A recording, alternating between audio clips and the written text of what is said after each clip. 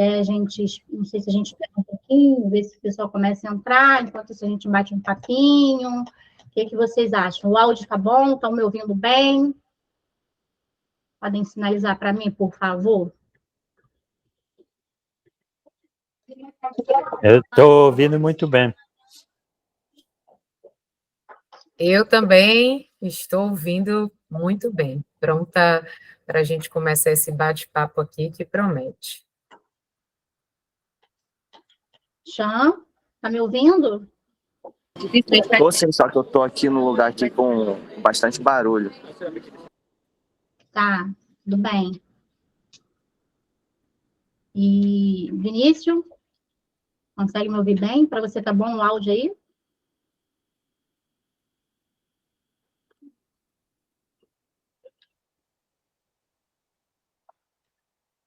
Não sei, o Vinícius eu acho que não está me ouvindo muito bem, não, eu acho.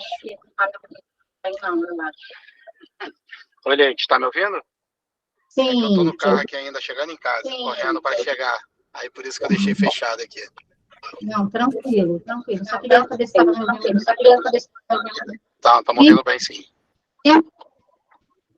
Tá, a gente indo aqui, né, com o nosso roteiro, esperando as pessoas entrar aos pouquinhos aí, porque senão a gente não avança, né? E a gente não vai seguindo. Assim, eu preparei isso com muito carinho para vocês que são clientes da Conte e não clientes também, alguns amigos, né? E os amigos dos amigos que a gente vai acabar conhecendo por aqui. A gente sabe que o Brasil tem uma das cargas tributárias mais altas, o sistema tributário mais complexo do mundo, dos, né? Se não for o maior, é um dos maiores do mundo. E a reforma é algo tão importante para o nosso país e precisa melhorar essa questão de carga tributária, que já fazem 30 anos que a gente discute sobre o tema e a gente não consegue seguir adiante com ele. A gente tem aí uma multiplicidade de impostos, né? Considerando contribuições, taxas, impostos, tudo isso de uma forma muito elevada, que é a nossa carga tributária. Eu quero deixar claro para vocês aqui, gente, que o pessoal discute muito essa questão da reforma, né? Mas eu não sou contra ela, não, tá? Eu acho que a reforma ela precisa existir. A gente tem hoje, né, o cenário político que a gente vive, o cenário que o país tem, a carga tributária elevada, isso prejudica o emprego, prejudica a renda, então a gente precisa, de fato, né, melhorar essa questão da carga tributária no nosso país para que a gente consiga gerar renda, para que a gente consiga gerar empregos, para que a gente consiga distribuir melhor a renda que o país nosso tem. Né? Só que, assim, a gente sabe que é complicado, né? A gente depende de muitos fatores, né? Estado, federal, município, é muito complicado, é um tema, de fato, muito complicado, com muita relevância, e, assim, eu torço, sinceramente, para que ele seja muito bem elaborado e que seja bom para todos nós contribuintes, né? Que não só as empresas, mas todos nós, pessoas físicas, também somos contribuintes desse país. Né?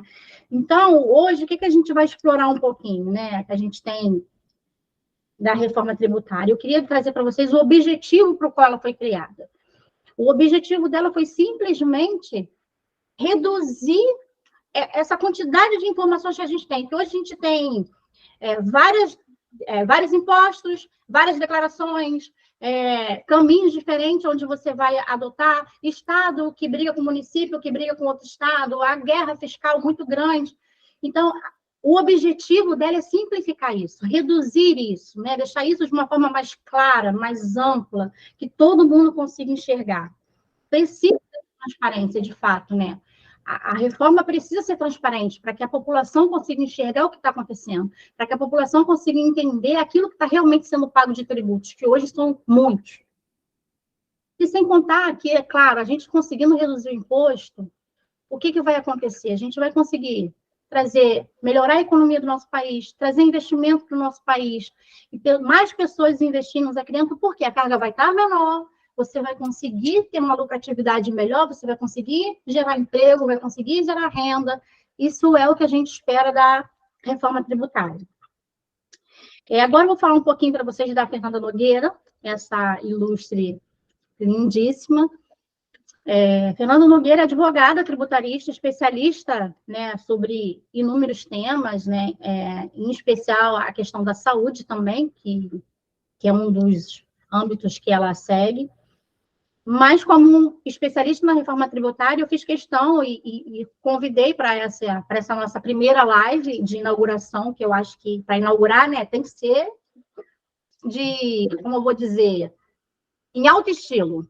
E aí está a Fernandinha Nogueira para tratar desses assuntos com vocês. Ela vai falar um pouco sobre a questão dos impostos, como é que ele funciona, as exceções, como é que vai acontecer. Então, para isso está aí a Fernanda Nogueira, que eu apresento para vocês aí. Fernanda, está com você. Obrigada, Leide, minha querida. Muito boa noite. Sejam todos muito bem-vindos. Eu estou extremamente feliz e honrada com esse convite, sobretudo porque a Leide é uma pessoa que eu tive a oportunidade de conhecer ano passado em um dos eventos presenciais que a gente busca fazer esse movimento de troca de experiência e conhecimento dentro da área tributária. Ela participou ano passado, esse ano vai de novo com o seu time de contabilidade. Eu sou uma advogada apaixonada pelo tributário e parte dessa paixão que eu tenho pelo tributário hoje, que foi construída, ela só foi possível porque eu tive a bênção de ter bons parceiros da contabilidade do lado. Então, a área tributária, você ter essa dupla, advogado e contador juntos para operacionalizar melhor os resultados para empresas, isso é muito potente. E eu me sinto lisonjeada dela me convidar para abrir esse quadro de lives, de debates sobre temas importantes da área tributária, e a gente não poderia começar aqui sem falar sobre o tema do momento, que é a reforma tributária. Então, hoje é o tema que sacode a área tributária, os profissionais da contabilidade, os tributaristas, advogados, mas, sobretudo, a própria sociedade, porque, a depender da aprovação do projeto que está caminhando para o Senado, isso vai impactar a vida de todos nós. Eu preparei uma apresentação breve, eu combinei com a Leide hoje que nós iríamos abordar pontos sensíveis da reforma tributária no que toca ao impacto sobre o setor de serviços, questões relacionadas à não cumulatividade, ao impacto para o Simples Nacional, se isso vai mudar ou não esse regime tributário, impacto para o varejo, impacto para o setor imobiliário. Então, a reforma tributária, ela abre um leque de muitas discussões.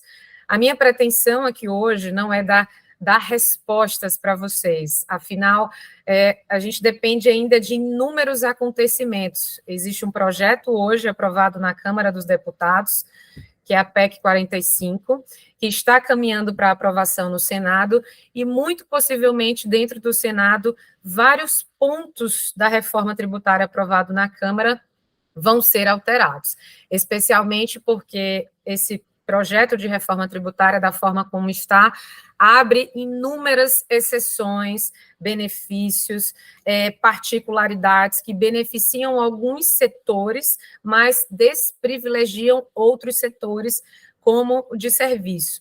Então, hoje eu quero que vocês fiquem extremamente à vontade para perguntarem. Com certeza é um tipo de debate que a gente tem muito mais perguntas para fazer do que respostas para dar. Então, eu vou abrir aqui essa apresentação muito...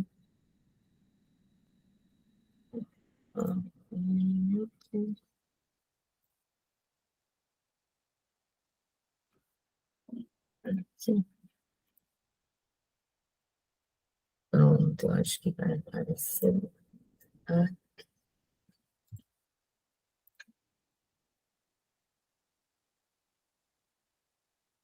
Me digam, por favor, se a minha tela está aparecendo para vocês, de apresentação. Apareceu, sim. Sim, tá Sim, apareceu, sim. Tá joia. Fernandinha, deixa eu só dar uma pausa rapidinho antes de você seguir, só para Claro. esse pessoal à vontade, para que eles depois consigam, a gente pode abrir aí perguntas e respostas, e vocês podem ficar à vontade para perguntar. Levanta a mãozinha e a gente segue. Isso mesmo, eu sou extremamente empolgada, eu sou um pouco acelerada, então às vezes eu estou aqui na minha dinâmica de lidar com esse tema todos os dias, e aí eu ligo a velocidade 5, então fiquem, opa, Fê, pode fazer a pergunta que vocês quiserem. Então, como a Leite falou, eu me chamo Fernanda Nogueira, para quem não me conhece, eu sou sócia do escritório Fernanda Nogueira Advogados, que tem sede aqui em São Paulo, aqui não, porque na verdade eu estou em Teresina, no Piauí, eu sou piauiense de Teresina, mas moro em São Paulo há mais de 10 anos, e foi em São Paulo que eu construí e tenho construído a minha carreira dentro da área tributária. Sou fundadora da plataforma TNP Academy, direcionada para profissionais que atuam dentro da área tributária, mas eu poderia dizer que o meu maior título hoje é o de ser apaixonada por conectar pessoas, né? Eu sou fascinada por conectar pessoas com experiência na área tributária, com prática na área tributária, com pessoas que querem conhecer mais essa área e querem aprender para poder impactar negócios, impactar empresas. E a gente sabe que o tributário, ele é muito potente, né? Todo mundo, toda empresa paga tributo, toda empresa tem demanda, é a única coisa que a gente tem certeza, né, além da morte e da vida, são os impostos, são os tributos. Então, é algo que impacta, e é o nosso papel, enquanto operadores da área tributária, dentro da contabilidade, dentro dos escritórios de advocacia, contribuir para que as empresas sejam mais conscientes dos seus direitos, dos seus deveres, do seu compliance, da adequação das normas. Então, tudo isso é muito potente e muito importante. E há alguns anos, especialmente aí numa pandemia que revirou todo mundo de cabeça para baixo, eu tive essa oportunidade de me reinventar dentro do tributário, criando essa plataforma educacional digital, e por causa dela veio a possibilidade também dos eventos presenciais. Eu só estou aqui hoje a convite da Leide, porque eu tive a oportunidade de ter essa conexão com ela no ano passado. Mas vamos ao que interessa, que é o tema da reforma tributária. Qual que é a ideia da reforma? Por que há mais de 30 anos se fala sobre reforma tributária e essa reforma aconteceu da forma como foi em junho de 2023? E aqui é importante que a gente contextualize um pouco o cenário atual. A reforma tributária é uma demanda da sociedade há muito tempo. Todos sabemos o quanto ela é importante para a vida das pessoas, para melhorar essa complexidade do sistema tributário, para modernizar o sistema, para dar um fim nessa guerra fiscal entre os estados, para simplificar e também, no que for possível, reduzir a carga tributária, o que é um pouco mais difícil. Mas nós fomos surpreendidos em junho com uma reforma tributária que simplesmente foi aprovada ali a toque de caixa pelo governo, e que, na verdade, foi um projeto,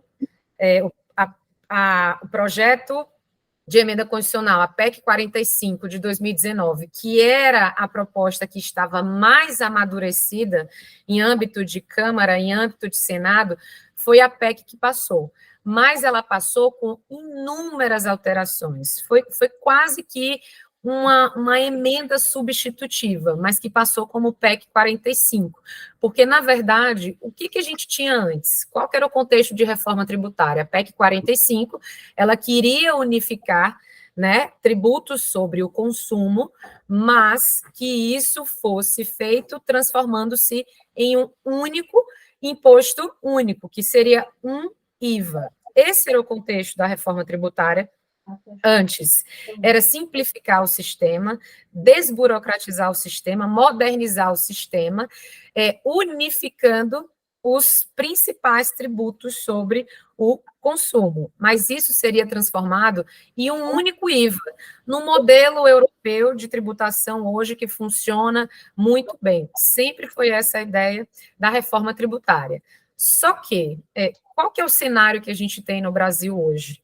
Nós temos 3 entes distintos, União, Estado, Distrito Federal e municípios, legislando sobre inúmeros tributos, das mais diferentes espécies tributárias, impostos, taxas, contribuições, né? Acho que todo mundo aqui está cansado de saber esse emaranhado hoje de tributos que a gente tem no Brasil.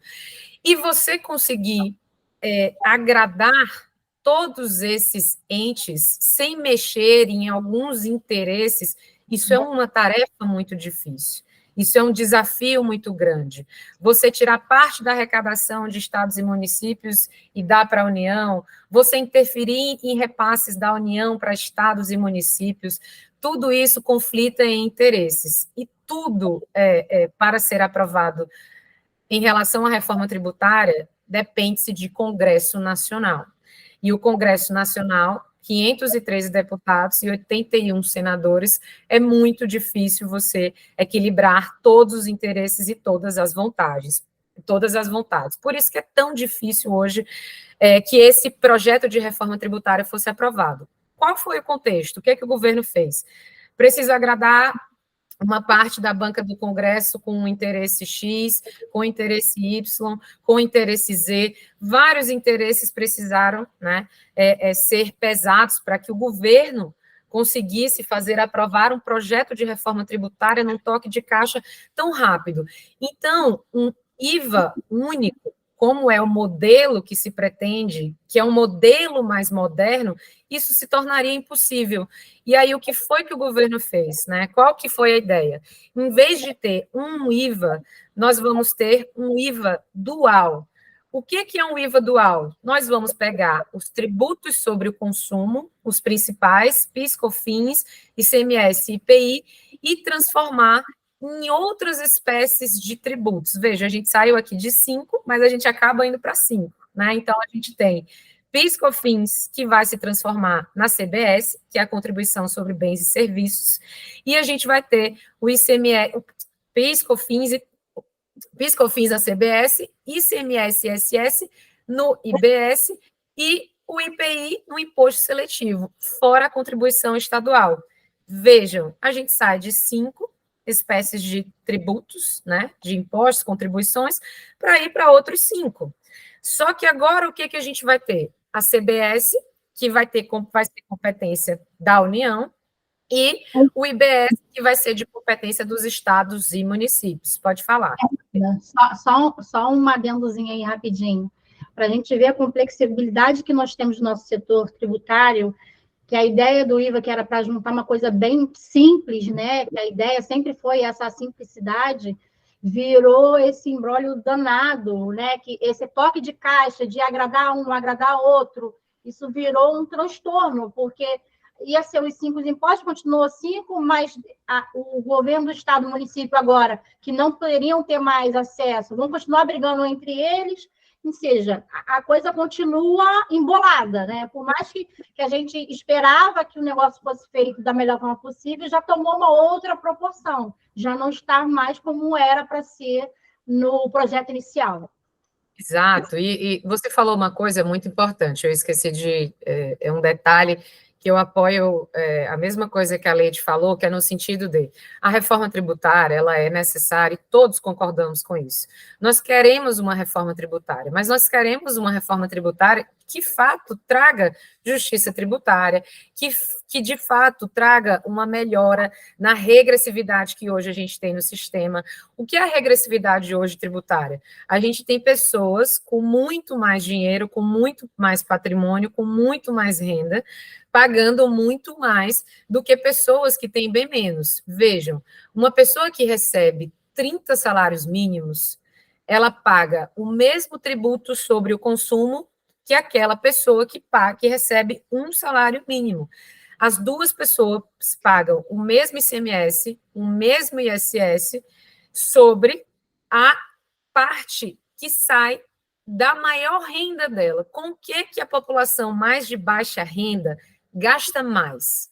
Com bens ou com serviços? A população de baixa renda, ela vai gastar mais da renda dela com o que ela precisa consumir, itens de consumo, né, de cesta básica, alimentos. O que as pessoas que têm mais dinheiro, né, que têm mais renda, o que elas consomem mais? Serviços. Qual que é a alíquota geral de ICMS hoje? Geral para ICMS que incide sobre bens? 17%, 18%. Qual que é a alíquota que incide hoje a título de ISS, que incide sobre serviço? Máximo 5%. Então, você tem uma distorção muito grande hoje dentro do sistema tributário, com pessoas que ganham muito menos, pagando mais, e a gente sabe que a tributação da parte de imposto de renda recai menos, porque a gente vai ter pessoas que têm empresa que tiram dividendos que são isentos, e a gente vai ter as empresas já pagando os seus tributos ali dentro da empresa. Então, a distorção hoje do que é pago pelas pessoas físicas, que pode chegar até 27,5%, e a distorção que a gente tem hoje de pessoa jurídica é muito grande. Então, você vê que é um sistema caótico, né, nesse sentido, além da desigualdade hoje de tributação que existe no próprio sistema, é uma loucura quando a gente pensa em sistema monofásico, substituição tributária, inúmeras, essa guerra fiscal de diferenças de alíquota, recolhimento de tributos, se é para o destino, se é na origem, que é uma coisa que vai alterar dentro da reforma tributária, a gente vai ver um pouco hoje.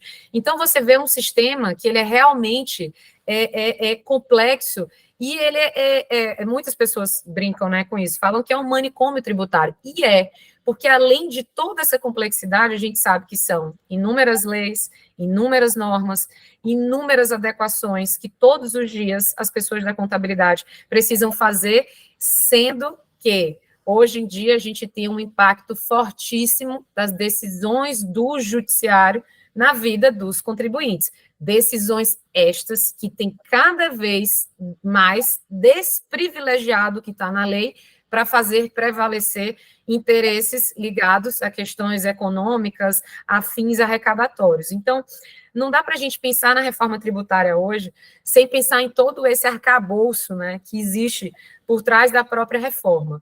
E aí, o que foi que o governo fez? Aprovou, a Câmara, né, na verdade, trouxe o IVA dual, agora a gente teria a CBS, que é a Contribuição sobre Bens e Serviços, a gente vai ter o IBS, que é o Imposto sobre Bens e Serviços, de competência dos estados e dos municípios. Eu nem vou entrar hoje no mérito, no sentido de repasse, de questão de confederação, de quem vai ser competência, porque eu acho que a gente quer pensar hoje num aspecto mais prático, e o que vai impactar, de fato, né, no comércio, nos serviços, no Simples Nacional. Até aqui, tudo bem para vocês?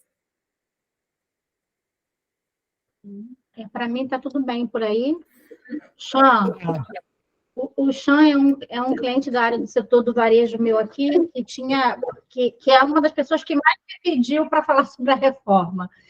Ele sempre me ligava e falava, Leide, como é que tá? Como é que vai ser? Como é que tá? Eu falei, calma, que ainda está em análise, calma, vamos esperar mais um pouco antes da gente falar sobre ela, calma um pouquinho.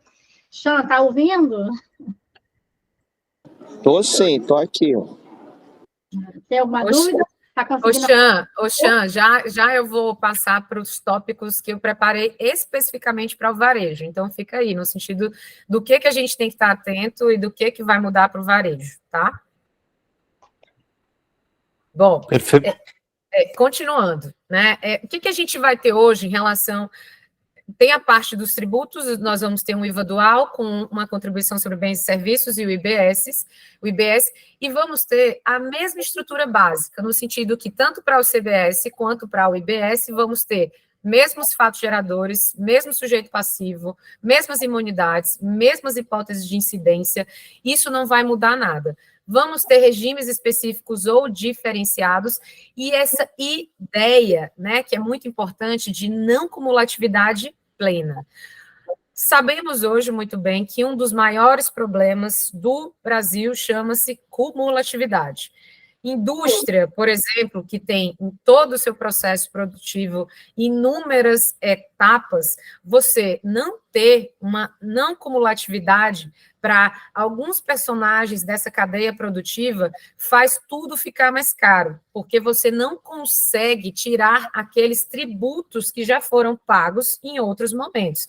Então, a cumulatividade de hoje, ela encarece bastante os produtos. Qual que é a ideia da reforma tributária? Acompanhando algo que vem já na direção do que o mundo faz, você trazer essa não cumulatividade plena. O que é não cumulatividade plena? Tudo dá crédito, sem essa restrição que a gente tem hoje para determinados setores. Hoje, uma das maiores fontes de litigiosidade do Brasil chama-se apropriação de créditos tributários de PIS e COFINS relacionados a insumos. O que é insumo? O que dá crédito para o meu negócio? O que é relevante para a minha atividade? E quando o judiciário teve a oportunidade de dizer para as pessoas o que era insumo para fins de crédito de PIS e COFINS, por exemplo, ele disse que era tudo que fosse essencial e relevante. O que a gente tem hoje de cenário? Receita Federal, de um lado, sempre restringindo o alcance do que é essencial e relevante, e nós, que atuamos dentro da área contribuintes, entendendo que muitos insumos são essenciais e relevantes. Lembrando que eu citei o exemplo de PIS e da COFINS, mas a gente tem a não cumulatividade também para o ICMS.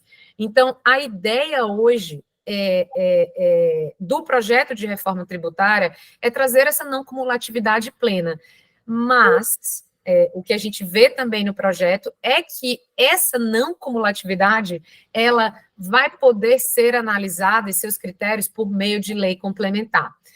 Ou seja, voltamos à bagunça do nosso regime que nós temos tributário. Muitas coisas que a gente vai ver aqui ao longo, né, vocês vão perceber muito da reforma tributária, é que o que não dá para ser esclarecido no projeto, delega-se à lei complementar. O que não dá para dizer expressamente, delega-se à lei complementar. E aí? Uma lei complementar, ela depende da aprovação de maioria absoluta do Congresso, né? Isso quer dizer que a maioria absoluta da Câmara dos Deputados e do Senado precisam aprovar. Não é tarefa mais simples. Para o governo conseguir aprovar isso, existe uma barganha muito grande de cargos, de valores, de repasses, e para quem que sai a conta? Para a população. Então, você quer falar, Leite? Não, estou ouvindo. Isso, então, assim, é uma conta que ela é difícil de fechar, porque a gente tem essas questões relacionadas aí aos próprios interesses. E o ponto que a gente vem agora, que eu queria entrar com vocês, pegando o gancho da não cumulatividade, a gente sabe que tem determinados setores que se beneficiam bastante da não cumulatividade plena, como, por exemplo, as empresas que optam pelo lucro real, e essas empresas podem tomar o crédito de PIS e COFINS, podem se apropriar de créditos decorrentes de ICMS, mas, por exemplo, quem é prestador de serviço tem muito pouco crédito para se apropriar. Qual que é o maior custo hoje de quem é prestador de serviço? Folha. Né? E a gente não pode tomar crédito sobre folha. E aqui eu convido vocês para uma reflexão que é interessante, para a gente começar nos pontos que são sensíveis da reforma tributária, como essa questão de não cumulatividade para o setor de serviço. Por mais que a gente saiba que a CBS e o IBS existe um resíduo tributário a depender de onde você está ali dentro da cadeia, no sentido de poder tomar algum crédito, a maioria dos prestadores de serviço, né, não tem essa possibilidade. E aí, o que a gente pensa, né? Se eu sou um prestador de serviço, se eu não tenho o direito de tomar crédito, e se minha alíquota vai aumentar, qual que vai ser o benefício para mim? E aqui a gente entra numa questão de alíquotas. A alíquota hoje que se fala que vai chegar, né, o IBS e CBS, pode chegar em torno aí de 28%. Tem muita suposição, tem muitas hipóteses, isso não está definido, mas, de fato, a alíquota do Brasil vai ser muito alta. Gente, imagina, a carga tributária já é do Brasil, é muito alta. Não tem como a alíquota de IBS e de CBS diminuir tanto sim. Não, essa distorção não tem como acontecer. O ponto é, quanto mais exceções dentro da reforma tributária o governo passar para privilegiar alguns setores, mais eles vão precisar aumentar a carga tributária para compensar, né, aquela perda de arrecadação que vai ter com setores beneficiados, por exemplo, saúde, e eu já vou falar aqui da saúde para vocês, pegando esse gancho que eu combinei com a Leide. Então, imagina que hoje você é um prestador de serviço. Quando a gente pensa em prestação de serviço numa empresa, num hotel, por exemplo, vamos pegar um hotel, e o hotel, a maior parte do que ele paga, vamos supor que ele está no município que o ISS seja 5%. 5%. Imagina que ele vai pagar agora um IBS, né? Um IBS com uma alíquota de 25%. Né? Ele tem outros tributos, mas o tributo que pesa mais, ISS, PIS/COFINS. Né? Então, você vai ter um aumento de carga tributária considerável. E esse setor, por exemplo, não foi privilegiado com a redução de alíquotas dentro do projeto, diferente de saúde, por exemplo, diferente de escolas. Eu vou até colocar aqui para vocês, eu não sei se vocês conseguem ver aí, mas só para a gente... Opa. Esse aqui é o setor industrial. Um minutinho, pessoal. Sem contar, Fê, que a gente vai falando, né? Alguns setores com benefício aí, o transporte público está com benefício, a questão agrária com benefício, né? Mas, assim, a grande massa que a gente tem de prestadores de serviço não está nesses segmentos que foram beneficiados. Né? Exatamente. A maior parte não está lá. Então, ou seja, a gente vai ter aí significativamente um aumento de carga tributária absurda. Quem que não está? Advogados, contadores, arquitetos, médicos. Se a gente pensar, nenhuma desses setores foi beneficiado. E vejam, o setor de serviço no Brasil responde por 70% do PIB no Brasil. 70% do que é produzido no Brasil vem da parte de serviços. Então, a parte de infraestrutura, serviço, tecnologia, nada disso vai ser beneficiado, e isso é que poderia fomentar para a gente ter um país com uma economia melhor, um país crescendo, um país que tivesse mais investimentos. Então, isso não vai ter. A discussão é que muitas pessoas trazem, é que parece que o projeto de reforma tributária ele foi pensado muito para o setor da indústria, né?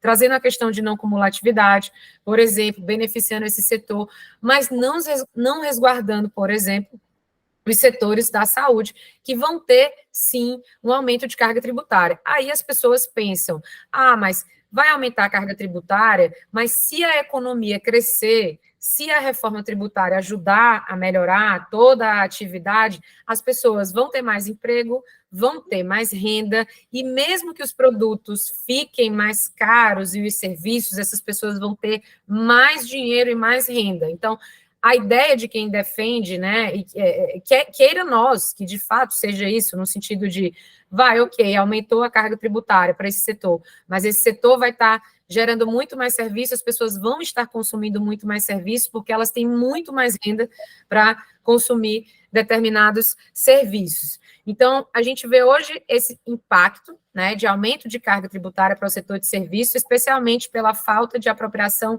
de créditos tributários. E só pegando um gancho para falar aqui da questão da saúde, que é um tema que eu gosto muito, que eu não sei se vocês trabalham com essa demanda, mas que é, por exemplo, a redução de carga tributária para empresas da saúde. Quando eu trabalho essa possibilidade hoje, que eu tenho atuado bastante, que é a equiparação hospitalar para clínicas e para prestadores de serviços que promovem a saúde, eu estou falando de RPJ e de CSL. A reforma tributária, ela não alcançou ainda tributação sobre a renda, mas é o próximo passo. Certamente, após a aprovação da reforma tributária sobre o consumo, o governo vai em busca da aprovação da reforma tributária sobre a renda, mexendo, por exemplo, na tributação de dividendos. E, paralelamente, pessoal, à reforma tributária, o que a gente tem que ter muito cuidado com esse cenário, é que o governo tem feito vários movimentos para aumentar a carga tributária das empresas. Aquela medida provisória que alterou os créditos de PIS e COFINS, dizendo que se deve excluir o ICMS da apuração dos créditos da entrada, que vai diminuir o crédito, que foi aquela medida provisória 1159, convertida por meio da lei do PERSE, sendo que a medida provisória já tinha caducado, né? Isso vai aumentar para quem é do lucro real. Segunda medida, tributação das subvenções de investimento. Agora, pessoal, medida provisória 1185, o governo já está estimando o impacto na arrecadação para o ano que vem, sendo que a medida provisória precisa ser convertida em lei. Essa medida pode ser questionada porque quando uma medida provisória ela vem, ela tem que tratar matérias de urgência e relevância. Pessoal, a arrecadação não deveria ser urgente e relevante para o governo para poder ele aprovar leis, né, medidas provisórias numa canetada para fazer isso. Veja, isso está fora da reforma tributária, mas eu acho pertinente contextualizar, porque a reforma tributária não passou ainda, mas o governo tem feito sua própria reforma dentro dos tributos relacionados a PIS e COFINS, ao imposto de renda e contribuição social sobre o lucro, no que toca agora às subvenções de investimento.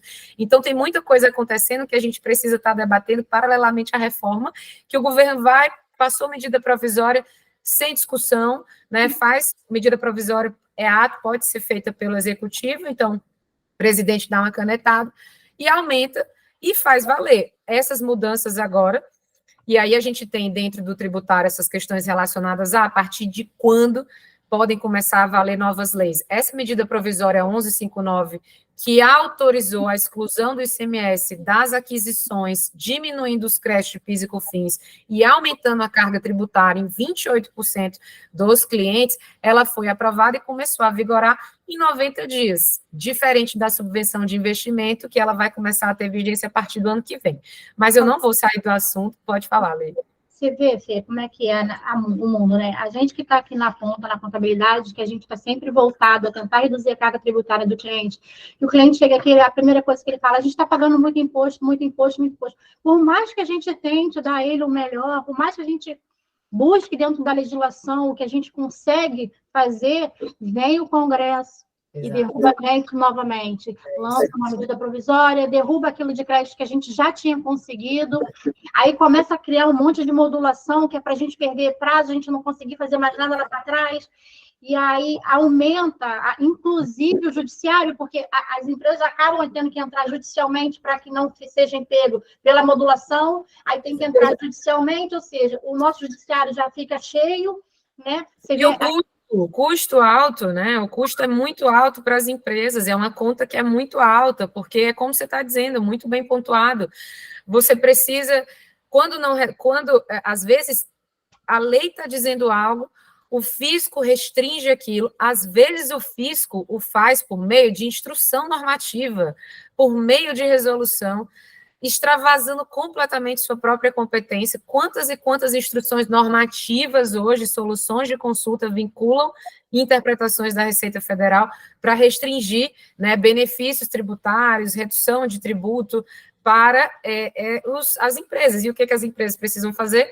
Gastar com advogados, gastar acessando ao judiciário, que demora, né? Mais uma vez, o judiciário hoje cada vez pesando mais os critérios econômicos e políticos e arrecadatórios. Veja, o próximo presidente do Supremo Tribunal Federal vai colocar um economista dentro do Supremo Tribunal Federal, mostrando que cada vez mais os critérios econômicos e arrecadatórios vão ser, né, utilizados para fins de apreciação das decisões, né? Em vez de você fazer valer a lei, o que está no Código Tributário, o que está na legislação complementar, né? E por isso que a gente tem esse receio de tudo que está delegado dentro da reforma tributária para a lei complementar, considerando-se o Congresso que a gente tem hoje e considerando-se hoje como está posto o Supremo Tribunal Federal e suas recentes decisões. E o governo com esse poder de, por meio de medida provisória, alterar a carga tributária de clientes,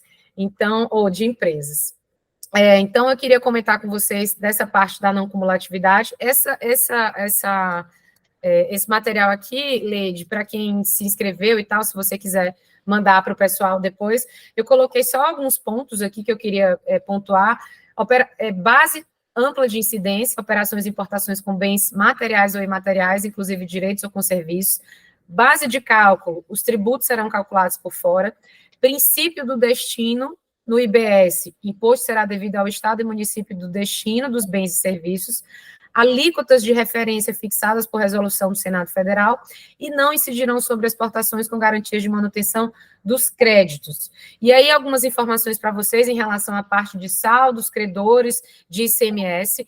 Lembrando, A reforma tributária, se ela for aprovada, existe um período de transição muito grande. De fato, as coisas só vão começar a acontecer em 2026, né? Por exemplo, o ICMS ele tem até 2032 para ser extinto. Veja, o governo não consegue... Um adendo aí rapidinho, Fernanda. Você vê que os créditos dos insumos que a gente teria direito no ICMS, que seria a partir de 2033, né? O uso e consumo, os créditos, já morre ali. Uhum.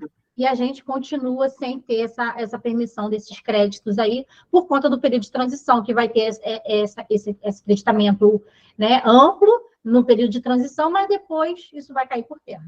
Sendo que a reforma, o projeto, ele não diz com clareza nenhuma como se vai dar isso, né? Ele trata, o pagamento dos créditos vão ser em 60 dias, mas como isso vai se dar, em que tipo de conta isso vai ser, como o contribuinte e a empresa vai poder se beneficiar disso, existem muitas coisas. O fato sempre que eu estou conversando com reforma tributária, com quem apoia muito o projeto, se diz, Fernando, o projeto está posto, o projeto vai acontecer. O projeto já aconteceu.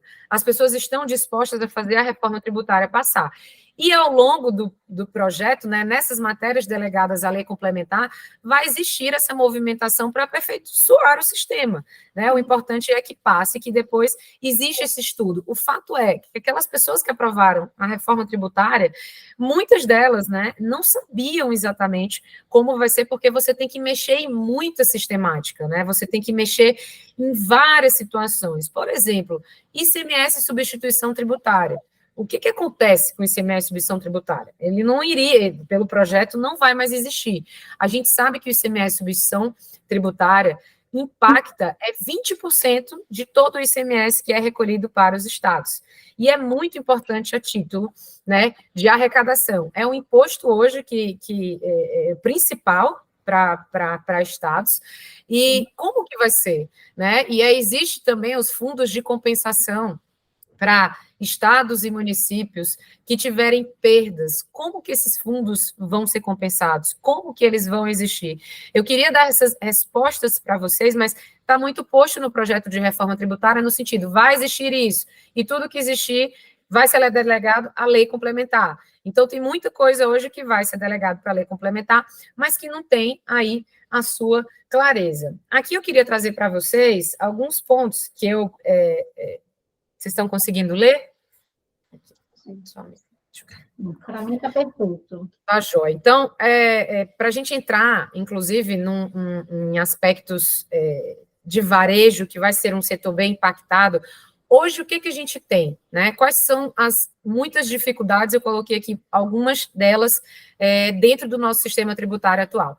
Dificuldades envolvendo o reconhecimento pleno da não cumulatividade, o que reduz a possibilidade de créditos, divergências na aplicação de benefícios fiscais, divergências na aplicação das regras de substituição tributária, dificuldades no ressarcimento de ICMS substituição tributária em operações não realizadas ou realizadas com a base de cálculo inferior à presumida, dificuldades envolvendo o cálculo por dentro de tributos, questões envolvendo a tributação pelo ICMS em operações que não envolvem a transferência da titularidade, questões envolvendo guerra fiscal, dificuldade no cumprimento das diversas obrigações acessórias e uma legislação que não acompanha o rápido desenvolvimento do varejo e suas diversas formas de regulamentação. Aqui até repetir essa parte que a gente já comentou, só no sentido do que vai mudar, e quais são os pontos hoje de atenção para o varejo? O que é que a gente olha dentro do projeto de reforma tributária, que não temos tantas respostas, mas ficam as nossas indagações para poder acompanhar. O IBS e a CBS decidirão sobre quaisquer operações com bens materiais ou imateriais, inclusive serviços, o que englobará todas as operações do varejo. A legislação será única em todo o território nacional. A não cumulatividade da CBS e do CBS, ao menos em tese, será ampla, o que aumenta a possibilidade de créditos para o varejo. É atualmente bastante reduzida, porque a gente tem que ficar discutindo o que é crédito ou não. Possível limitação da não cumulatividade via lei complementar, e aí é o que a lei comentou. Vamos ter os mesmos problemas atuais, a gente vai ter que levar uma questão relacionada a crédito para o judiciário e vai dar tudo na mesma, né? Princípio do destino. Pode haver alguma dificuldade para identificação do destino em hipóteses envolvendo operações triangulares ou multicanal? E aqui vejam, quando a gente fala de varejo, a gente pensa numa Magalu, por exemplo. Imagina uma empresa hoje como a Magalu, que um produto sai de São Paulo, vai para o Piauí, vai para o Ceará, vai para o Rio Grande do Sul. Como você passa por vários estados, né? Começou aqui no Piauí, passou pelo Maranhão, foi para o Ceará.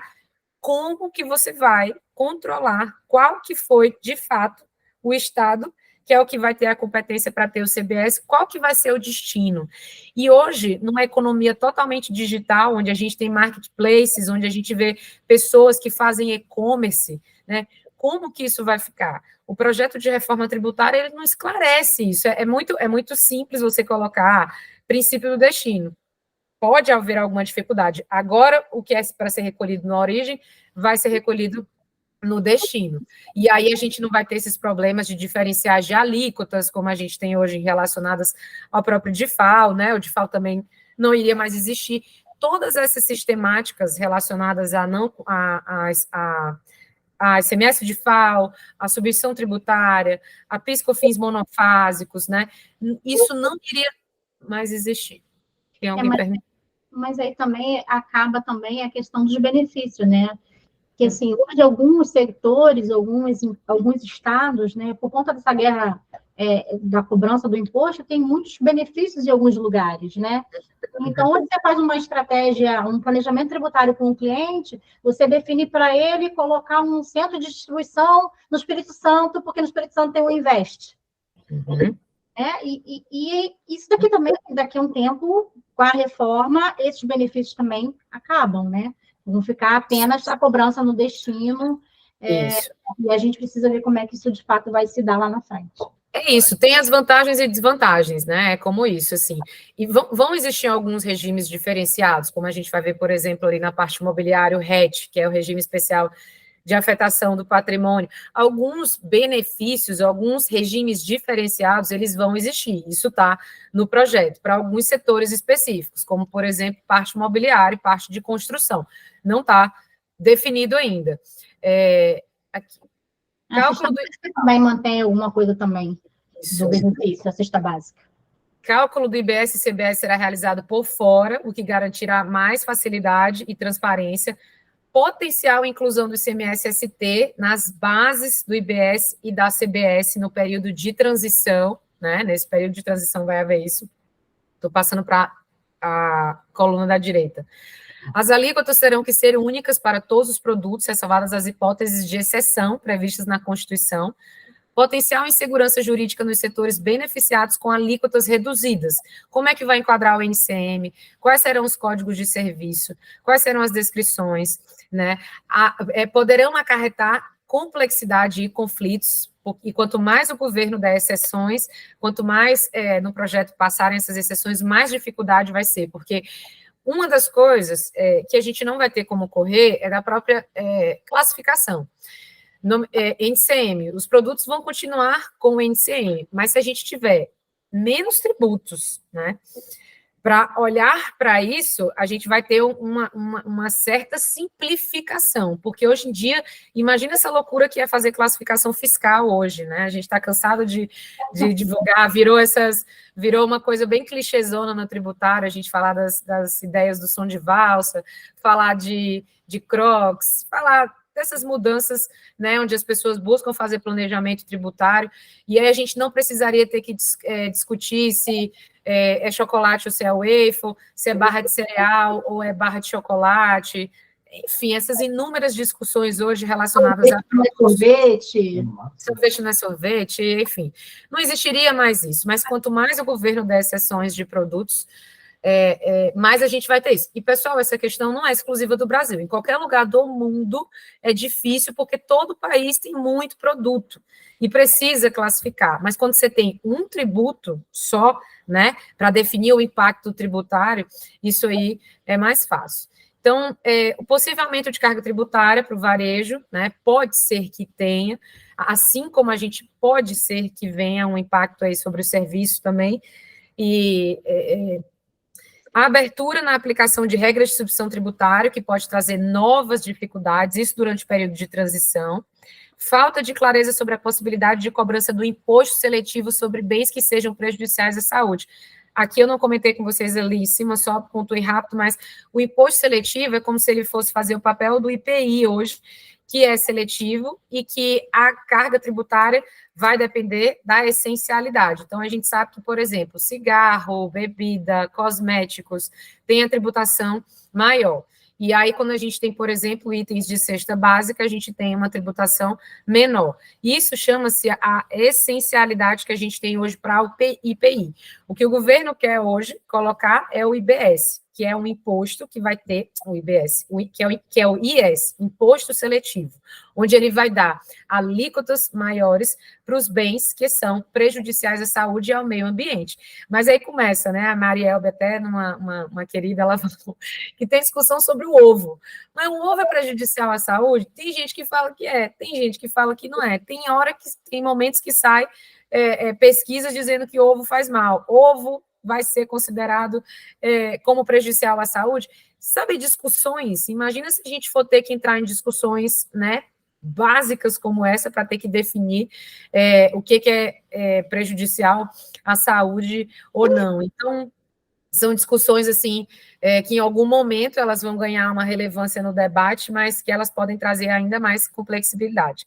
Falta de clareza quanto à redução, simplificação de obrigações acessórias. Para o varejo, é isso que eu pontuei para vocês, no sentido do que a gente tem que estar atento, no que a gente pode pensar de impacto. Como eu disse para vocês no início, esse projeto de reforma tributária, a gente tem mais perguntas do que respostas, porque tem muita coisa obscura dentro do projeto que não se sabe. E imagina hoje da forma como o nosso sistema está. Não ia ser uma tarefa simples, não ia ser uma tarefa simples você mexer em tantas sistemáticas de arrecadação, de fiscalização, de cobrança de tributo, né? Num país tão grande, com 27 estados e um Distrito Federal, né? Você não consegue isso hoje mesmo, no toque de caixa, na velocidade que eles fizeram. Então, antes até de passar aqui para o impacto do próprio setor imobiliário, eu queria comentar com vocês de algo que é importante, que é relacionado ao Simples Nacional. Eu nem, nessa apresentação aqui, eu nem coloquei, mas hoje falar no Simples Nacional é um ponto importante, porque muitas empresas hoje, milhões de empresas no Brasil, são optantes pelo Simples Nacional. Quando o projeto de reforma tributária foi aprovado, o Congresso conseguiu passar no projeto que eles não iriam mexer no Simples Nacional. Então, o Simples Nacional hoje, ele se mantém da forma como é. Então, a gente tem hoje, dentro do Simples Nacional, 9 tributos alcançados ali, considerando IRPJ, CSL, contribuição previdenciária patronal e mais os tributos sobre o consumo, CMS, ISS, todos os 9 alcançados. O que a gente vai ter hoje no Simples Nacional?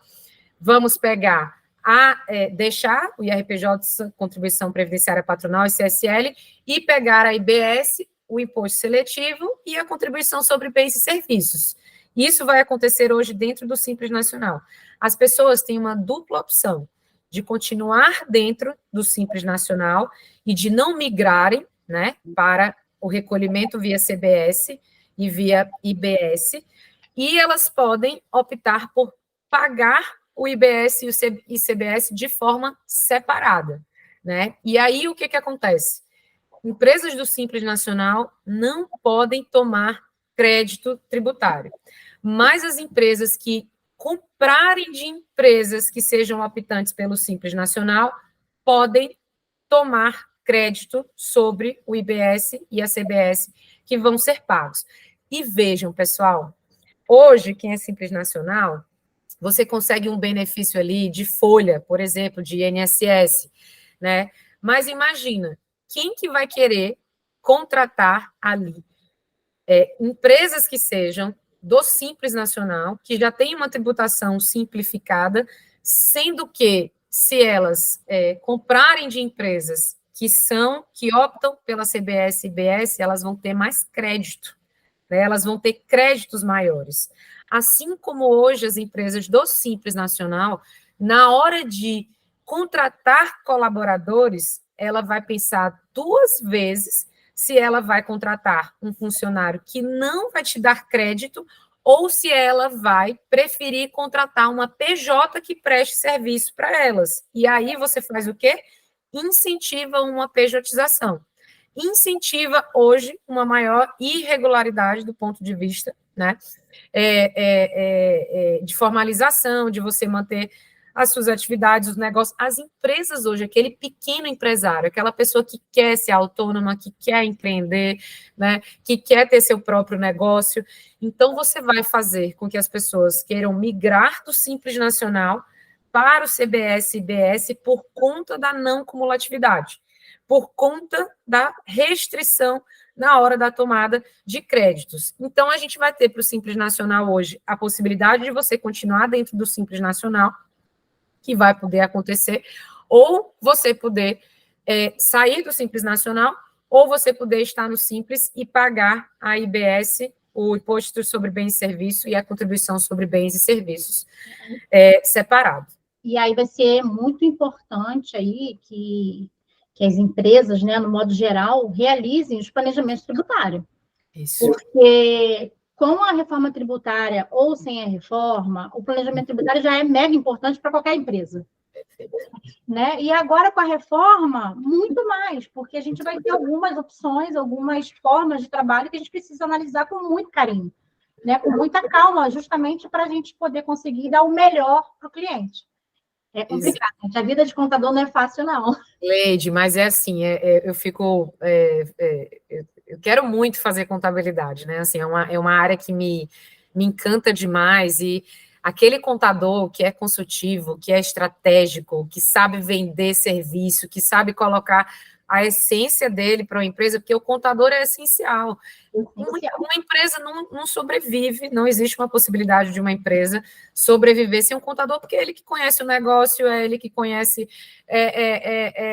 como emitir nota, o que paga, o que declara, o que recupera, o que retifica, como que é o negócio, o que vende, para quem vende, como faz. É o contador que faz tudo isso. O nosso papel da área tributária, enquanto advogados, a gente faz essa parte de interpretação e de conhecimento de leis, de normas, de decisões, do que...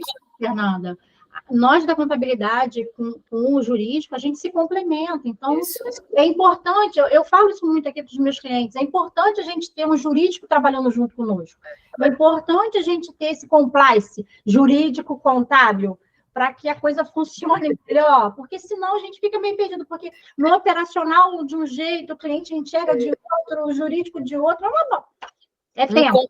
Um contador agora que quer faturar alto nesse contexto, a gente está chegando agora para o final do ano, chamou o cliente empresário, avaliação de regime tributário, a gente sabe da decisão que tem que importantíssima para tomar em janeiro, que é você optar se vai ser lucro real, Simples Nacional, presumido para o ano inteiro, essa questão mesmo da saúde, de redução de carga tributária, para quem é empresa da saúde, fazendo cálculo, é conta, né? Não é uma coisa, é matemático mesmo, é no sentido, o que é que eu estou pagando hoje no Simples, com esse faturamento, com essa alíquota e com esse anexo, o que é que eu estou pagando de lucro presumido, como eu posso reduzir minhas bases de tributação de lucro, né? Ali RPJ, CSL, por exemplo, se fosse saúde, só um exemplo hipotético, lucro real, o que está me dando crédito, ou está me dando prejuízo, ou é melhor eu ficar aqui ou não. Pessoal, a quantidade de empresas, essa semana eu fiz uma reunião com um laboratório de análises clínicas, 12 filiais, lucro real, não tomam crédito nem de energia,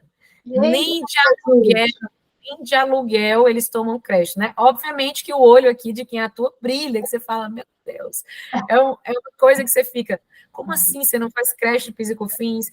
Como assim você não toma crédito básico, de insumo básico? Não toma, às vezes desconhece. Então, assim, é um campo muito grande para a gente trabalhar. E um contador estratégico, consultivo, ele pega o cliente pela mão, mostra no número, tá aqui o que você paga hoje, tá aqui o que você vai pagar depois. E outra coisa, vocês estão cansados de saber mais do que eu, que empresário, ele só quer saber o custo, o risco e o tempo. Acabou.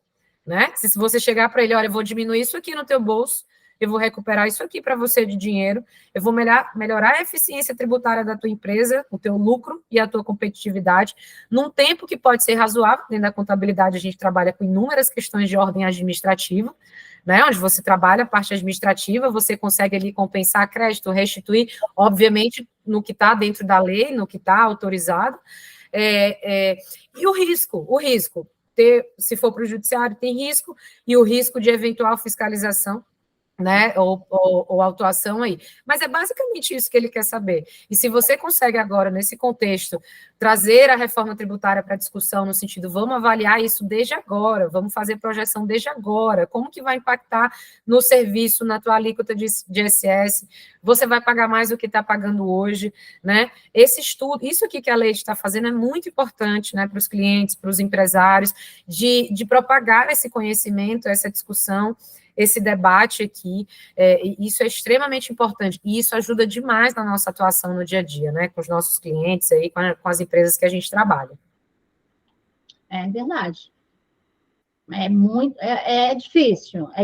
O planejamento tributário, ele dá trabalho, mas é importantíssimo para qualquer empresa. Seja tamanho, médio ou grande porte, é essencial para qualquer uma delas. É para a sobrevivência dela. Eu sempre vi muita gente que é do Simples Nacional, não vê oportunidade no Simples, e o Simples tem muita possibilidade de oportunidade de você conseguir dentro do Simples Nacional. Se a gente pensa nas questões relacionadas à substituição tributária, se a gente pensa em questões relacionadas... O Simples Nacional, ele tem 9 tributos que são alcançados, mas tem coisas que você tem que fazer em guia separada. Tem muita empresa hoje que não tem parametrização de sistema para Simples Nacional. As empresas hoje, com o monofásico, não fazem a segregação das receitas para fim de zerar as alíquotas de PIS e COFINS, né? Setor de autopeças, setor de bebidas, setor de bares, né? Tudo isso hoje pode ser aproveitado como oportunidade aí dentro do Simples Nacional. Então, eu queria fazer esse en passant aqui do Simples Nacional, para a gente ir para o setor imobiliário, que é um setor que foi visto com um olhar aqui importante dentro do projeto.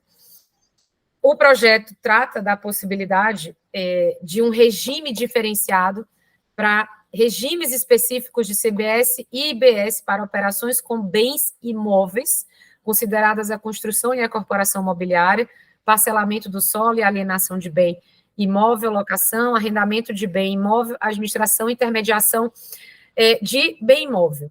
Então, a gente vai ter a CBS para a União Federal e o IBS para o Estado e Município de destino.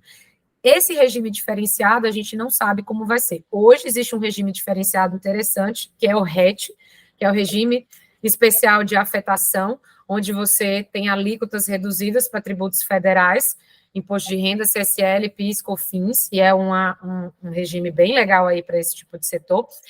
O que a gente vai ter também, operações mistas, não está claro na PEC se as empresas que realizam operações mistas envolvendo imóveis e outras atividades estão abrangidas integralmente por tal regime especial, ou apenas em relação às receitas relacionadas à própria atividade imobiliária. Creditamento. Lei complementar poderá prever alterações nas alíquotas, nas regras de creditamento e na base de cálculo admitida a não aplicação da regra da não cumulatividade em relação aos adquirentes de bens e serviços de que trata essa alínea.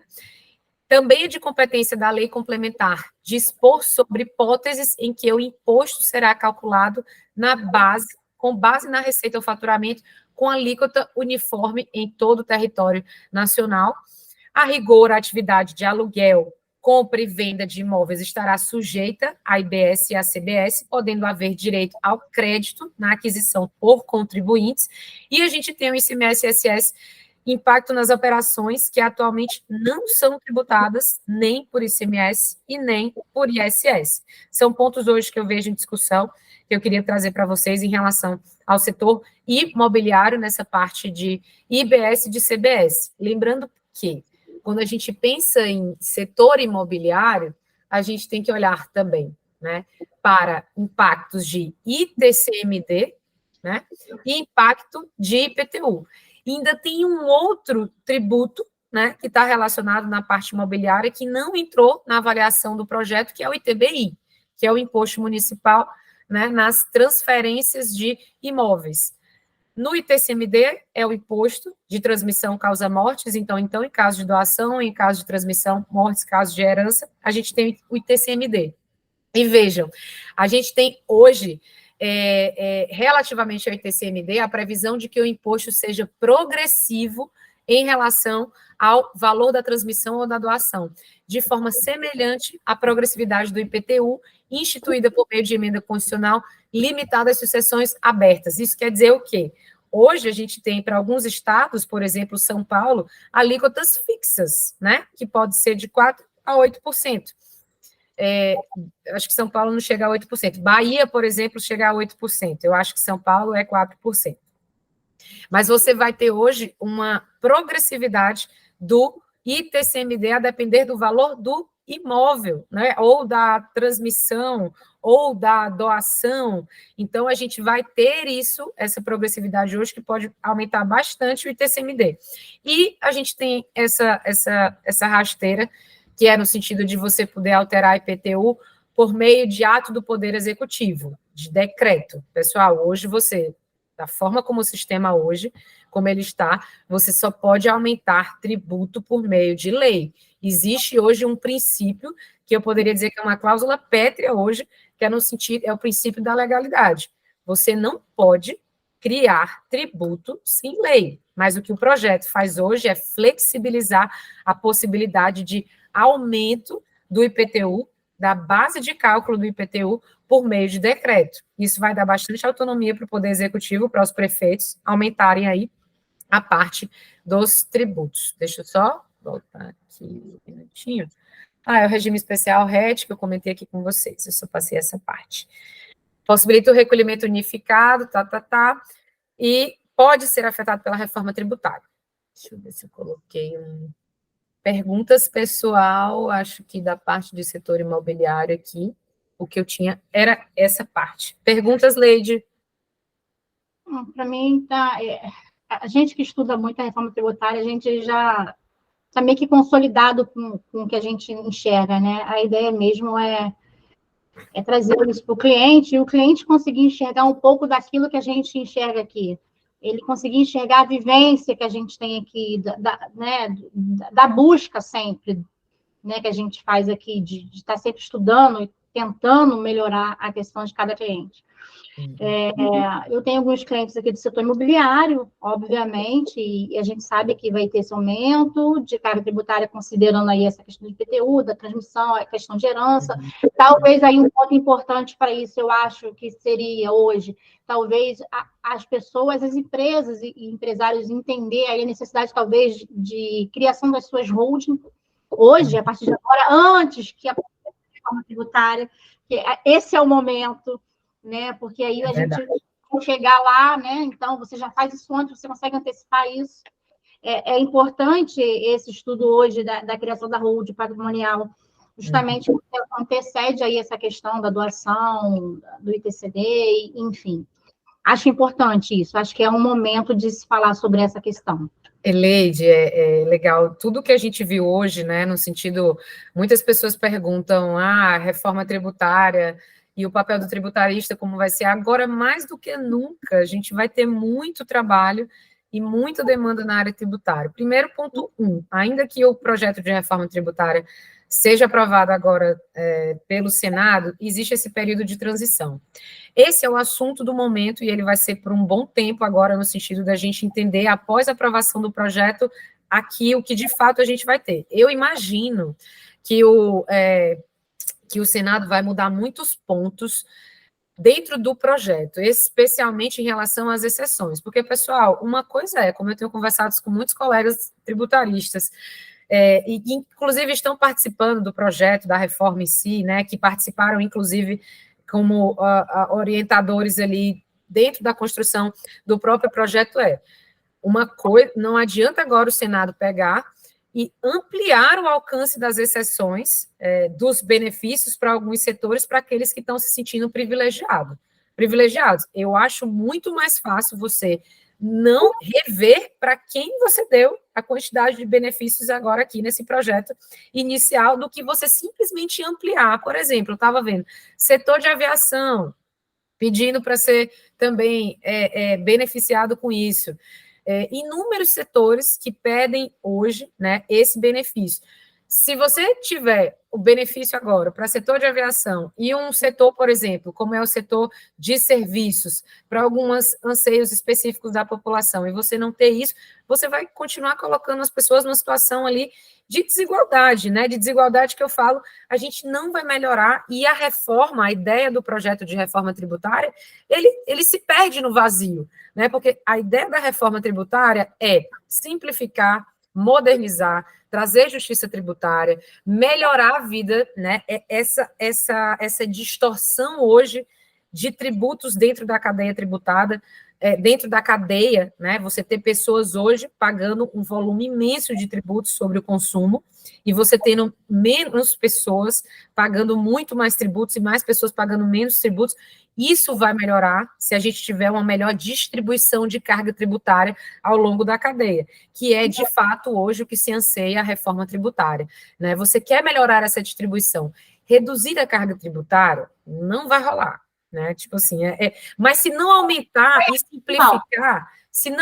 simplificar, e melhorar, já está ótimo, já está ótimo se a gente conseguir, né, organizar essa complexidade de normas, de obrigações acessórias. O custo hoje, vocês que são contadores sabem muito bem disso, todos os dias. Imagina a quantidade de obrigações todos os dias, de declarações, de cumprimentos, de adequação a normas a compliance tributário. As empresas gastam muito com isso. Se essas empresas tiverem um menor custo com isso para investirem no próprio negócio, né, mão de obra, qualificar a mão de obra, melhorar a sua atividade econômica, melhorar e aperfeiçoar o nosso negócio, né, isso vai ser muito melhor. Sem falar na nossa competitividade, a nossa indústria, os nossos preços, né? Por que a gente vê essa briga imensa hoje com essas gigantes chinesas em relação aos produtos, se isenta, se não isenta, os $50, se não e tal? Porque essas pessoas dominam hoje o mercado no Brasil com preços muito pequenos, né? E a gente tem hoje condições, né? Como que as varejistas enfrentam hoje, né, uma concorrência com gigantes chineses, sendo que os produtos são muito caros no Brasil, a produção é muito cara, a importação, né, é muito cara, tudo é muito caro. Então, se a gente tiver uma indústria mais pujante, uma economia mais pujante, uma menor complexidade tributária, uma simplificação do sistema, né, talvez a gente consiga atrair mais pessoas para investirem no país, para melhorarem a nossa economia, para fazer o dinheiro rodar mais, dinheiro rodando mais emprego, mais consumo, e a nossa economia vai crescendo. E é para isso que a gente está torcendo, né? A gente não está torcendo contra... Às vezes as pessoas acham que porque a gente faz alguma crítica para o governo, né, a gente está torcendo contra o país. Longe disso, né? Longe disso, né? É porque existem realidades e realidades. Tem coisas que a gente precisa deixar a sociedade consciente porque estão acontecendo e estão impactando a carga tributária, e isso está indo contra o que está na lei, o que está na Constituição. É como se várias coisas estivessem acontecendo hoje e simplesmente as pessoas ultrapassassem hoje um sistema tributário de normas constitucionais, leis complementares, leis ordinárias, fazendo tudo isso ao seu bel prazer. Então, esse é o nosso papel no sentido de dar essa consciência, mas o nosso papel também é estar aqui, obviamente, ajudando, sendo parceiros da empresa para que elas conheçam as oportunidades, as possibilidades, os benefícios, os impactos, e para que a gente contribua, para que essas empresas cresçam, lucrem, sejam mais competitivas e consigam aí estarem se sobressaindo cada uma nos seus ramos. Sim, e assim, ela crescendo, ela vai trazer emprego, né? Vai melhorar no contexto no geral. Uhum. É importante, ninguém faz nada sozinha, a empresa ela não vai crescer sozinha, né? Não é só a redução da carga tributária que ela vai crescer, não, ela vai crescer porque ela vai conseguir vender mais, ela vai conseguir contratar mais, ela vai conseguir gerar, o mercado vai gerar, a renda vai gerar do país. Então, é um conjunto, né, de situações que a gente precisa para que o mercado melhore num todo, né? Não só de forma pontual. Enfim, pessoal, vocês têm alguma dúvida? Porque, assim, nosso papel está acabando, nosso tempo, né? A gente tem 15 minutinhos aí para esclarecer alguma dúvida de alguém, caso tenha. né, para que a gente consiga aí melhorar a situação. A gente vai trazer outras lives depois, com outros assuntos bacanas para todo mundo, mas aqui a gente está tratando de reforma tributária. Seria importante saber de vocês se vocês conseguem, se o que a gente trouxe para vocês fez algum sentido para vocês, né? E é importante essa resposta para a gente que está do lado de cá. Sim, Soares, Sim. a gente vai disponibilizar. Fê, você manda para mim o material para eu disponibilizar? Por favor. Mando, claro, sem dúvidas, pessoal. Já vou, se o pessoal... eu sei que esse tema, né, é um tema que ele vai dar muitas perguntas. Eu tentei aqui trazer para vocês pontos que eu sei que são bastante sensíveis. Existem outros, mas eu entraria mais em questões jurídicas, que eu acho que não era a ideia, no sentido de conselho federativo, quem que vai ter competência para julgar, quem que vai ter competência para tratar de litigiosidade, né? Se a gente está tratando aqui de unificação de tributos federais, tributos estaduais e municipais. Como a gente vai fazer isso hoje? Quando a gente quer discutir no judiciário, existe hoje os tribunais federais, existe as cortes superiores, existe os tribunais de justiça em cada estado, se junta tudo, e quando tiver litígio, e aí considerando que tem duas discussões, como vai ser isso? O Conselho Federativo também, que vai ser composto pelos estados, e a União, em tese, não podendo interferir, mas ela tendo um poder, né, de interferir. É meio incongruente assim, vai ser só por estados, mas a União vai ter um poder de interferir dentro do próprio Conselho. Então, tem algumas questões relacionadas à litigiosidade fiscal, ou a contencioso tributário também, que entram muito nessa questão, mas acho que talvez para um segundo momento. Oi, Vinícius. Oi.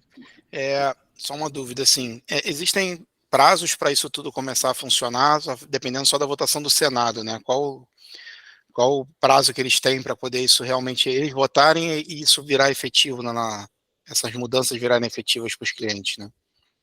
Vinícius, o Senado disse que vai votar isso até o final de outubro. Eu acredito que realmente vote e passe o projeto, mas existe um período de transição para poder as coisas começarem a ser implementadas, só vai começar em 2026, com as alíquotas de IBS e de CBS. E aí tem 2026 até 2032, para algumas mudanças no sentido de extinção efetiva de ICMS, de ICMS, de SS. Então, começar mesmo alguma coisa efetiva, a gente só vai ter esse início em 2026.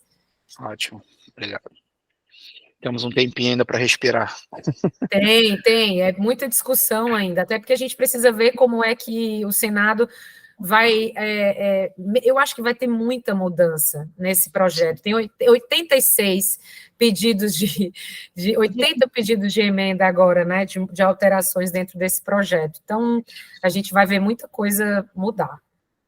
Também acredito que vai mudar bastante coisa. E, assim, Vinícius, aproveitando o seu gancho aí, é importante a gente saber que esse período de transição é muito longo e, de fato, só vai começar a mudar alguma coisa em 2026. Então, mais uma vez, eu volto aqui na importância do planejamento tributário agora. Uhum. Porque a gente só tem até 2026 para poder aproveitar o que a gente pode aproveitar agora, os benefícios fiscais que estão vigentes hoje, né? Porque senão a gente vai perder muito tempo. Se deixar isso lá para 2025, 2026, já se perdeu bastante tempo. Não é isso, Fê? Isso, com certeza.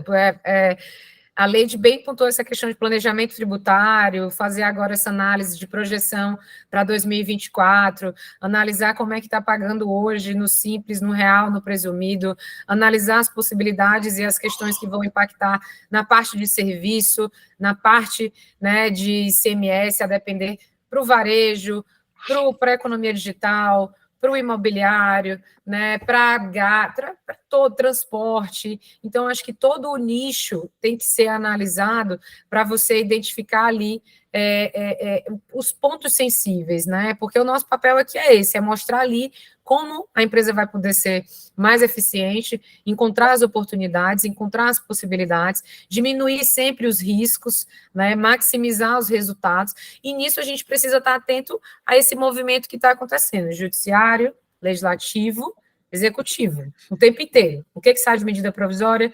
o que vai aprovar na reforma tributária, o que vai alterar, né, com esses movimentos que têm sido feitos, não só da reforma tributária, mas com tudo que a gente viu que aconteceu. Não consegui ler aqui. O que já pode entrar em vigor, algo que vem, boa pergunta. A gente teve recentemente a medida provisória 1185, né, e o governo pretende alterar as regras de tributação das subvenções de investimento. Então, a gente, só para contextualizar um pouco isso, o STJ definiu recentemente que para exclusão dos créditos presumidos de ICMS da base do IRPJ e da CSL, você não precisaria atender nenhum critério de lei, né? Você não precisaria atender os critérios do artigo 30 da Lei 12.974, desculpa só que às vezes, mas é isso, 12.974, o artigo 30, que tratava que o fisco condiciona a você colocar na reserva de lucros para poder se beneficiar da exclusão dos créditos presumidos de ICMS da base do IRPJ e da CSL. O STJ, que é o Superior Tribunal de Justiça, definiu em recurso especial pelo Superior Tribunal de Justiça, é quando ele pega um caso e, em vez de julgar todas as matérias idênticas, imagina que o STJ tivesse que julgar todas as matérias sobre subvenção de investimentos que chegassem para eles. Então, eles pegam um caso idêntico e eles julgam aquele caso e a decisão para aquele caso vai ter que ser obedecida por todas as instâncias e pela própria Receita Federal e pela própria administração pública. E aí, o que o STJ disse? Que se poderia excluir os créditos presumidos de ICMS da base do IRPJ e da CSL sem nenhum tipo de vinculação a você ter que fazer reserva de lucros ou você ter que mostrar como você está fazendo a expansão do empreendimento econômico, isso tudo por algo chamado de pacto federativo. Imaginem vocês, olha o raciocínio interessante do tributário. Se o Estado dá um crédito presumido de ICMS para uma empresa, porque ele quer incentivar uma determinada empresa a melhorar sua atividade econômica, a melhorar seus empreendimentos, aquele crédito que ele está dando, que é um incentivo, que é um benefício, não pode ser tributado pela União. A União não pode interferir numa regra de tributação que foi colocada pelo Estado, porque União, Estados e municípios, eles são entes distintos e autônomos e independentes, e um poder não pode interferir em outro. A gente chama isso de pacto federativo. E aí, além disso, a discussão no STJ era para definir se reduções de base de cálculo, reduções de alíquotas e outros benefícios que não fossem os créditos presumidos poderiam ser excluídos.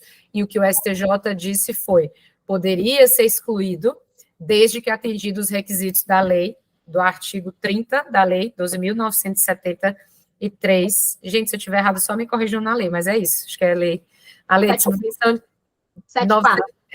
12.974, isso, 12.974. E aí, o que foi que o governo fez? O STJ não decidiu como eu queria, eu vou fazer uma lei agora, uma medida provisória para mudar a tributação de subvenção de investimento. Então, revogou o artigo 30 da lei 12.974, revogou, trazendo novos critérios, trazendo agora créditos relacionados à subvenção de investimento, mudou completamente a regra do jogo, vai aumentar a tributação, e agora respondendo a sua pergunta, se for convertido em lei, já entra em vigor para o ano que vem, a partir de 2024. O governo hoje colocou a expectativa de arrecadação de tantos bilhões no orçamento de 2024, já considerando que a medida provisória vai passar.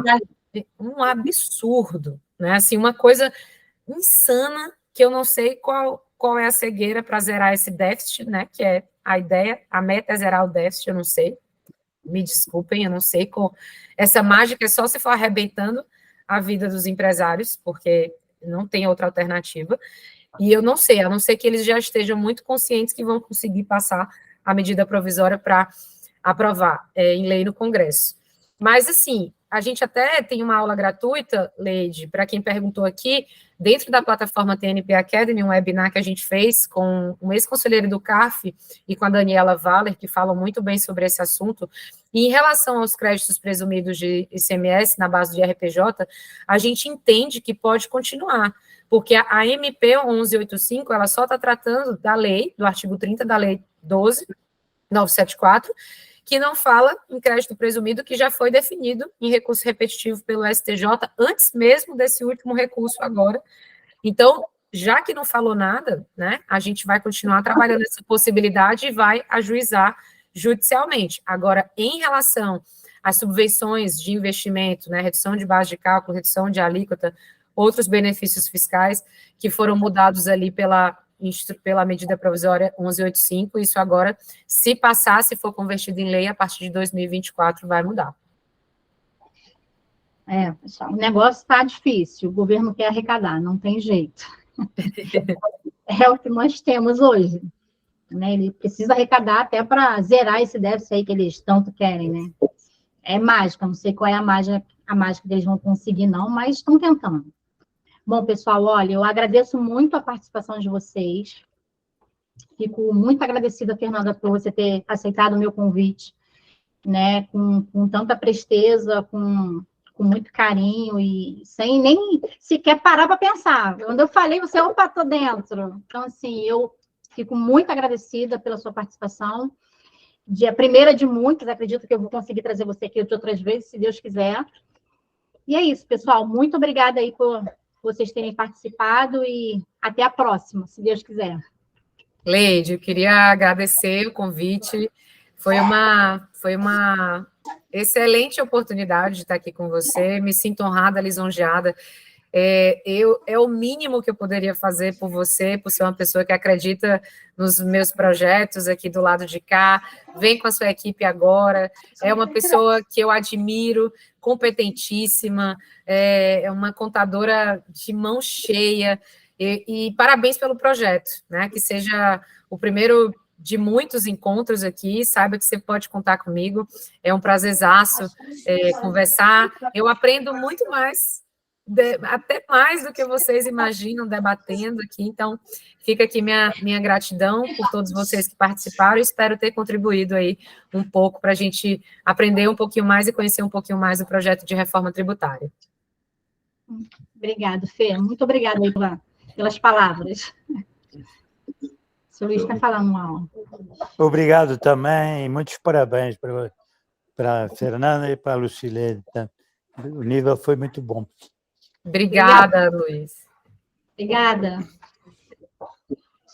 Tá, gente, a gente se despede aqui. O material eu vou mandar para vocês e a gente, se Deus quiser, volta a se falar. Tchau. Obrigado aí, boa noite aí para todo mundo. Obrigado, Chan. Obrigada.